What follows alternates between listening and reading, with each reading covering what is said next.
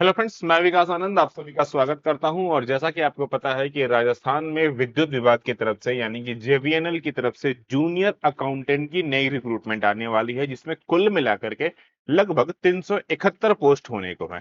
अब सबसे बड़ा यहाँ पर पॉइंट ये होता है कि किसी भी एग्जाम को क्रैक करने के लिए ना भैया, आपको सिलेबस की नीड होती है। और अगर जेवीएनएल के सिलेबस की बात किया जाए तो भाई, सिलेबस के नाम पर इन्होंने सिर्फ टॉपिक डिफाइन किया है और कुछ भी नहीं दिया है। अब ऐसे में सबसे बड़ा इशू होता है कि सर, हम सिलेबस कैसे लाए और कहां से पढ़ना स्टार्ट करें। देखो, एक सबसे इंपॉर्टेंट चीज, क्योंकि ये पहली बार एग्जाम नहीं हो रहा है, 2018 में भी हो चुका है, उसके बाद फिर 20-21 में भी हो चुका है, अब जाकर के 26 में होने वाला है। मतलब भैया देखो, हर बार जब भी गैपिंग होती है लगभग 2-3 साल 6 साल इस तरह का गैप के बाद होता है। तो ये बात तो क्लियर है कि ये आपके पास लास्ट मौका है। और अगर आपने इस बार नहीं किया ना, तो इस बात की गारंटी कि भैया इस बार नहीं तो कभी नहीं, ये तो फिक्स बिल्कुल सही लाइन है कि इस बार नहीं तो कभी नहीं, ये याद रखना। और सबसे अच्छी बात आपको भी पता है कि कुल मिलाकर के 371 अगर पोस्ट होने वाले हैं और एक एग्जाम के आधार पर आपको नौकरी मिलने वाली है। मतलब सिर्फ और सिर्फ आपने एक एग्जाम दिया और आप ऑफिसर बन गए। ठीक है, सिर्फ एक एग्जाम दिया, सिलेक्शन लिया, नौकरी आपके यहाँ पॉकेट में होगी। तो बॉस, एफर्ट लगाना शुरू कर दो, डेडिकेशन के साथ में मेहनत शुरू कर दो, क्योंकि मौके बार बार नहीं मिलने वाले। सिलेबस की बात करूं तो अभी तक जो जूनियर अकाउंटेंट के सिलेबस में डिफाइन है वो कुछ ऐसा है। ठीक है, कि हमारा पार्ट ए, जिसमें हमारा 60% के कॉमर्स का वेटेज होगा, इसकी डिटेल सिलेबस मैंने ऑलरेडी बता दी है। नीचे, अगर आप वीडियो नहीं देखा है तो नीचे पिन कमेंट में आपको वो मिल जाएगा, आप डायरेक्टली जाकर के वहां से देख लो, या तो फिर डिस्क्रिप्शन में दिया वहां से जाके देख लो। बट ये वाली सिलेबस भी अच्छे से क्लियर कर लेना, क्योंकि सिलेबस क्लियर करना बहुत जरूरी है। क्योंकि भैया, जिस मैदान में लड़ने जा रहे हो ना, पहले ये तो जान लो कि उस वो मैदान कैसा है। तो मैदान जानने का मतलब होता है सिलेबस जानना। ठीक है, बहुत सारे बच्चों ने कमेंट भी किया कि सर पार्ट बी का भी सिलेबस बता दो। देखो, पार्ट बी के सिलेबस की बात करूं तो कुल मिलाकर के 5 अलग अलग टॉपिक्स हैं। मैं पांचों के डिटेल्ड सिलेबस बताने वाला हूं। अच्छा, बहुत सारे बच्चों का ये भी कमेंट है कि सर, समझ में तो आ गया, पार्ट ए का 60% है, पार्ट बी का 40% है, कितने क्वेश्चन एग्जाम में आएंगे? ये तो कोई बता ही नहीं रहा है। तो भाई, एग्जाम बता रहा हूं, ध्यान से देख लो, बड़े कॉम आराम से समझ लो। आपके जो पार्ट ए है, यानी कि जो हमारा कॉमर्स का सेक्शन होने वाला है, उसकी बात कर रहा हूं। ठीक है, जो पार्ट ए कॉमर्स का पार्ट है, उसमें 100 क्वेश्चन देखने को मिलेंगे। हर क्वेश्चन से 3 नंबर मिलेगा, कुल मिलाकर के 300 नंबर होंगे। पार्ट बी, यानी कि जो नॉन कॉमर्स वाला पार्ट है, जिसकी सिलेबस मैं अभी बताऊंगा, जिसमें जीके जीएस हो गया, मैथ्स रीजनिंग हो गया, हिंदी इंग्लिश हो गया, ये 5 टॉपिक्स हैं।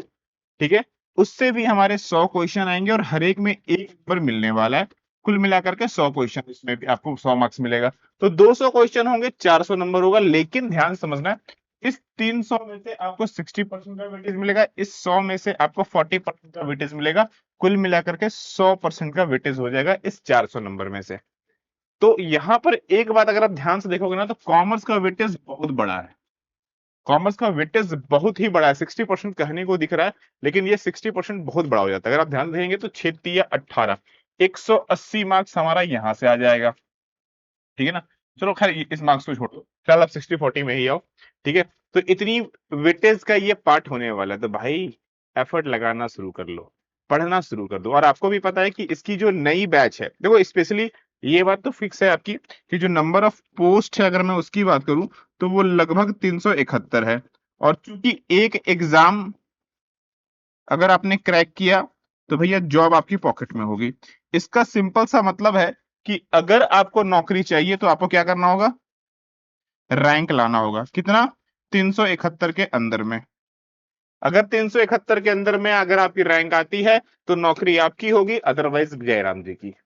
मतलब गलती से 372 भी आए तो जयराम जी की हो जाएगी, नौकरी नहीं मिलेगी। क्योंकि सिंपल सी बात है ना। आप सिंपल सोचो कि 1 लाख बच्चे रेस में दौड़ रहे हैं।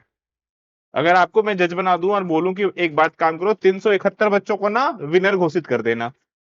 आप जज हो, 1 लाख बच्चे रेस में दौड़ रहे हैं, आप किनको घोषित करोगे? आप बोलोगे सर, एक लाइन, एक लंबी से लाइन पारो, जो 371 बच्चे पहले पार हो जाएंगे ना वो जीत गए। सेम चीज, जो 371 बच्चे पहले आएंगे, याद रखना, पहले मतलब टॉपर्स होंगे। तो टॉपर्स कैसे बना जाता है?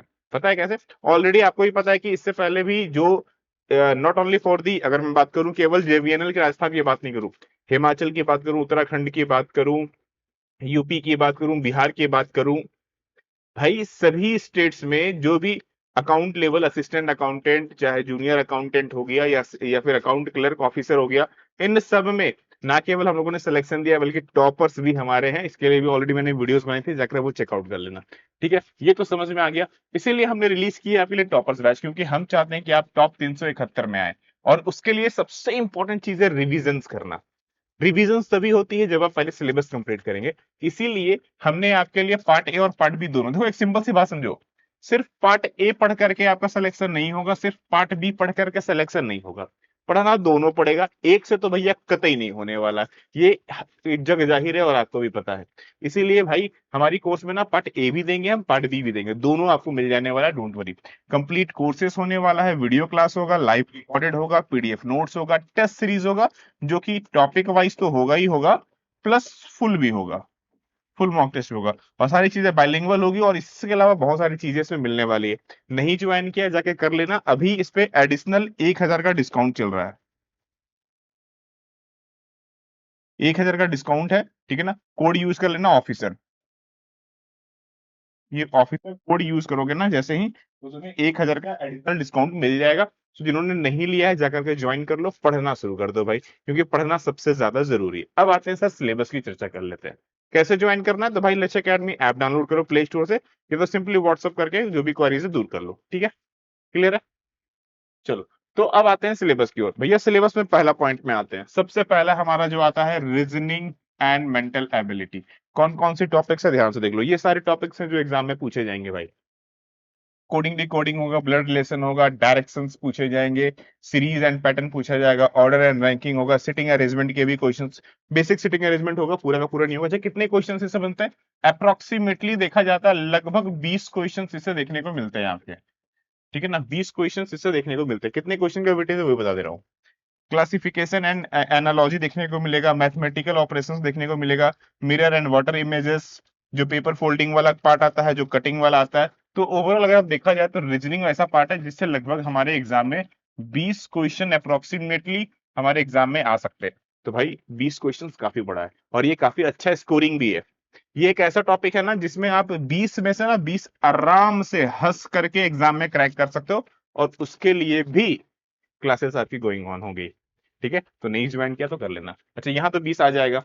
और सर मैथमेटिकल्स, अगर आप देखो एक सिंपल से, बहुत सारे बच्चे ऐसे हैं जिनका मैथ बहुत अच्छा है, बहुत सारे बच्चे ऐसे हैं जिनका मैथ वीक है।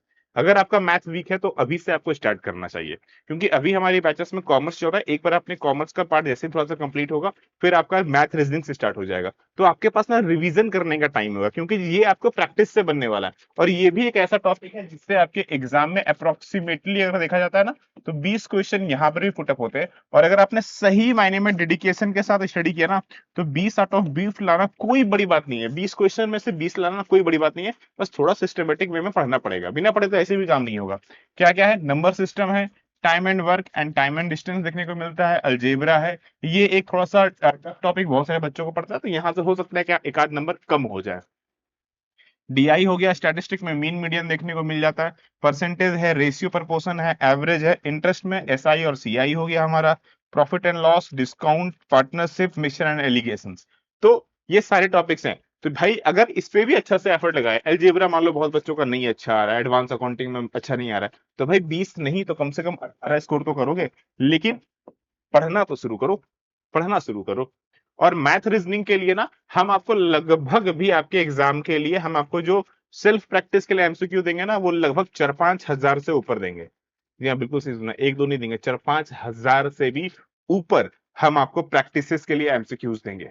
तो भाई आप खुद समझ लो कितनी सारी मिल जाएंगी। मतलब आप पढ़ना तो शुरू करो, उसके बाद तो भाई लाइन लगाकर बैक टू बैक आएगी। ठीक है, तो ये तो हो गया second part. Third, one of the most important, general knowledge and general science.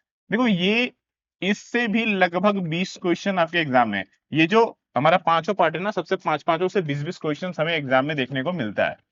ठीक है, इसमें क्या क्या पूछा जाता है, करंट अफेयर। अच्छा, करंट अफेयर के लिए क्या करना है पता है, करंट अफेयर के लिए कुछ नहीं करना है, हम आपको आपको वीक वाइज हम आपको ना वीकली पीडीएफ देने वाले हैं। इस वीकली पीडीएफ में क्या होगा वो सुन लो, बहुत से सुन लो। इसमें आपके पास में होगा डेली न्यूज एनालिसिस, इसमें आपके पास में होगा वन लाइनर, इसमें आपके पास होगा एमसीक्यूज। ये तीन चीजें होगी हिंदी इंग्लिश दोनों में, ये हम आपको दिल्ली वाले हैं वीक में, हर वीक का मिल जाएगा। इससे भाई बिंदास होकर स्टडी करते चलो, ये एक फायदा है ना। कितना आप यूट्यूब पर जाओगे, कितने क्लासेस देखो, कितने कोर्सेज पे क्लास देखोगे, मुझे तो कम तो होंगे नहीं। करंट अफेयर तो ऐसे भी अंधाधुन है, तो पढ़ाना बहुत पड़ जाएगा। इंडियन इकोनॉमिक की कंप्लीट क्लासेस आपको मिल जाने वाली है। जियोग्राफी, जियोग्राफी इंडिया लेवल पर स्पेशली हमें देखने को मिलने वाला है, ठीक है। और जनरल साइंस जो कि डेली साइंस बेसिस पर होता है, और Rajasthan GK one of the most important, ये भी क्वेश्चन मिलेगा। ये भी 20 क्वेश्चन है, अगर आप रटने में माहिर है, चूंकि ये अतः समुद्र है। जीके जीएस एक ऐसा पार्ट है जो कि बड़ा, बहुत बड़ा सिलेबस होता है भाई, इसकी कोई लिमिट ही नहीं है, ठीक है। तो अगर आप रटने में बहुत अच्छे माहिर हैं, पहले से किसी एग्जाम की तैयारी कर रहे हैं, तो ये तो बहुत अच्छा है आपके लिए। अगर नहीं कर रहे हैं तो इसमें भी फोकस करके आप अच्छे खासे स्कोर जनरेट कर सकते हैं। याद रखना, यहाँ पर भी आप अच्छे खासे स्कोर जनरेट कर सकते हैं। एक यही पॉइंट है जो बहुत सारे बच्चों का वीक हो जाता है और बहुत लोगों का स्ट्रांग हो जाता है। लेकिन मैथ रीजनिंग एक ऐसा पॉइंट है जो 100% नंबर देता है, थोड़ा सा एफर्ट लगाना पड़ता है। चौथे टॉपिक पे आते हैं, वो है हिंदी। देखो ये एक ऐसा टॉपिक है ना, इसमें भी हमारे एग्जाम में लगभग 20 क्वेश्चन देखने को मिलते हैं। देखो मैं एक बात सिंपल सा बोलूं, हिंदी एक ऐसा पॉइंट है, मुझे लगता है कि जहां पर ना आपको क्या करना चाहिए पता है, क्लासेस पर फोकस नहीं करना चाहिए कभी भी। क्लासेस पर फोकस नहीं करना चाहिए, यहां पर आपको टेस्ट पर फोकस करना चाहिए। ऐसा मैं क्यों कर रहा हूं, ध्यान से समझो। अब अभी हम और आप बातें कर रहे हैं, अभी हम और आप बातें कर रहे हैं, तो हम यहाँ पर क्या कर रहे हैं, ध्यान से देखो। आपको क्या हिंदी पढ़ने के लिए एफर्ट लगाना पड़ता है। अगर मैं आपको हिंदी न्यूज़पेपर दे दूंगा, पढ़ना शुरू करो, तो आप पढ़ लोगे ना। कोई दिक्कत है, समझने में एफर्ट लगेगा, नहीं लगेगा। अगर जो बच्चों को हिंदी आती है अच्छी बात है, अगर मैं इंग्लिश पढ़ने दे दूं, तो जिस बच्चे को इंग्लिश आता है बहुत अच्छी बात है, जिसको नहीं आता है वो इंग्लिश में इश्यूज है, क्योंकि वो न्यूज़पेपर पढ़ नहीं पाएगा। पढ़ तो लेगा, मीनिंग समझ नहीं पाएगा। तो इसका मतलब ये है कि हिंदी एक ऐसा पॉइंट है जहां पर आपको समझ में सब कुछ आ रहा है, मेरी लैंग्वेज भी हिंदी है, आप समझ भी रहे हैं जो मैं बोलना चाह रहा हूँ। इसका मतलब हिंदी में आपको पढ़ने की नहीं है। अब बहुत से बच्चे के सर व्याकरण है, पर्यायवाची है, विलोम है, मुहावरे, सर ये तो पढ़ना पड़ता है। नहीं पढ़ना है, नहीं पढ़ना है। टेस्ट दो ना, तुम जम के टेस्ट प्रैक्टिस करो ना। ये टेस्ट देते रहो, जितनी ज्यादा टेस्ट दोगे ना, उतना ये सब ऑटोमेटिक क्लियर होते जाएगा। कुछ नहीं करना है भाई, हिंदी तो तुम्हें भी आता है, पढ़ने आती है ना, पढ़ते साथ समझ में मतलब आ जाता है। तो भाई बस मेहनत करो, व्याकरण आ जाए, त्रुटि पहचान, त्रुटि गलती करनी है। मैं खा रही हूँ, गलती है इसमें। मैं बोलूं मैं खा रही हूँ, तो आप बोलेंगे सर आप तो मेल हैं, खा रही नहीं खा रहा हूं बोलना होगा। तो आपको ये पता चल गया व्याकरण की नीड पड़ी। सिंपल सा था, व्याकरण की नीड पड़ी। तो हिंदी ना एफर्ट लगाने कीजिए, थोड़ा सा एफर्ट लगाओगे ना, ये काम बन जाएगा। टेस्ट प्रैक्टिसेस करो, और टेस्ट में भर भर के देने वाला हूँ टेस्ट आपके कोर्सेज में। रिक्त स्थान भरे, व्याकरण वाक्य सुधारे, पर्यायवाची हो गया, विलोम हो गया, मुहावरे लोकोक्तियां हो गया, वाक्यांश का एक शब्द हो गया, गद्यांश देखने को मिलेगा। ये सारी चीजें ना प्रैक्टिस वाली चीजें हैं। More practice, more chance of success and more accuracy. तो प्रैक्टिस शुरू कीजिए, जितना हो सकता है ना एकदम बनाना शुरू कीजिए। जितना अच्छा बनाएंगे, जितना ज्यादा बनाएंगे, उतने सिलेक्शन के चांस है। तो क्या इसके भी टेस्ट आएंगे, भर भर के टेस्ट आएंगे भाई इसके। हिंदी के तो मैं टेस्ट देने वाला, अच्छा हाँ, मेरे कोर्स में ओनली टेस्ट ही होगा ये। मैं क्लासेस देने वाला भी नहीं हूँ, इसकी नीड भी नहीं है भाई, नीड भी नहीं है। हाँ इंग्लिश के देने वाला हूँ, नोट, इंग्लिश की क्लासेस भी दूंगा। इंग्लिश चूंकि इसलिए बिकॉज ऑफ बहुत सारे बच्चों का ये वीक होता है, बहुत सारे बच्चों का ये वीक होता है, और इससे भी एग्जाम में लगभग 20 क्वेश्चन देखने को मिलते हैं, ठीक है। तो ये बहुत सारे बच्चों का वीक होता है, तो इसलिए ये पढ़ने की नीड होती है, क्योंकि इसे समझना है। यहाँ पर जो हमारे काम का आता है वो है ग्रामर। अच्छा सबसे ज्यादा जो पॉइंट एग्जाम में आएगा ना, वो यहीं पर से आएगा सबसे ज्यादा, और वो है इरर।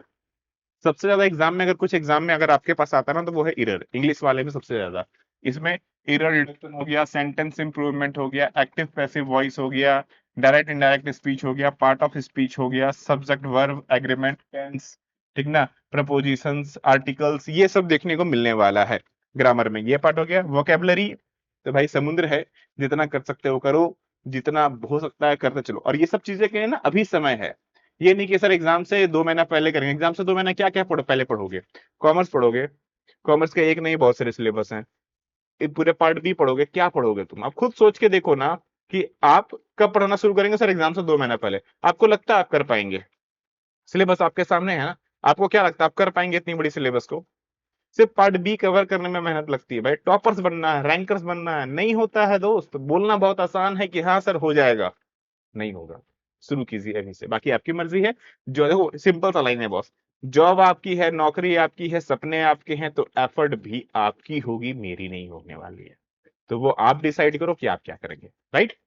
सिनोनिम एनोनिम्स देखने को मिलने वाला है, रीडिंग कॉम्प्रिहेंसिव देखने को मिलने वाला है। तो ये 5 चीजें हैं जो आपके एग्जाम में आने वाली है पार्ट ए और पार्ट बी की।